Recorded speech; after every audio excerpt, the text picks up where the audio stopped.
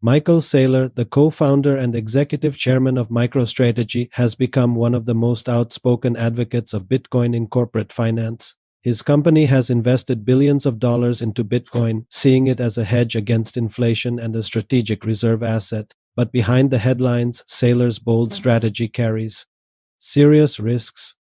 MicroStrategy began buying Bitcoin in 2020, and over time it has accumulated tens of thousands of Bitcoin. Saylor's strategy is clear: treat Bitcoin like digital gold and hold long-term rather than cashing out. He believes that the potential upside outweighs the short-term volatility, and he has repeatedly doubled down, even using debt to acquire more Bitcoin during price dips. But this strategy comes with major risks. MicroStrategy's Bitcoin purchases have been funded partially by loans, using Bitcoin as collateral. This creates exposure to a liquidation cascade. If Bitcoin's price falls sharply, lenders could demand repayment, forcing the company to sell Bitcoin to cover the loans. Such forced selling could push the price down further, creating a self-reinforcing cycle of losses. Experts warn that in extreme scenarios, even large companies can face solvency risks if the market crashes rapidly.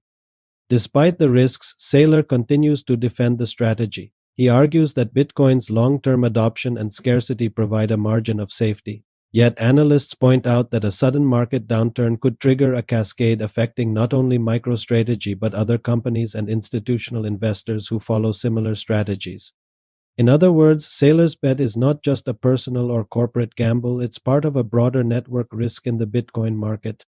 Michael Saylor's bold strategy has made him a Bitcoin icon, but it's a high-stakes game. The potential for massive gains comes with the risk of forced liquidations and market cascades. Investors watching MicroStrategy are witnessing a real-time experiment in corporate Bitcoin adoption, one that could redefine how companies approach digital assets for better or worse.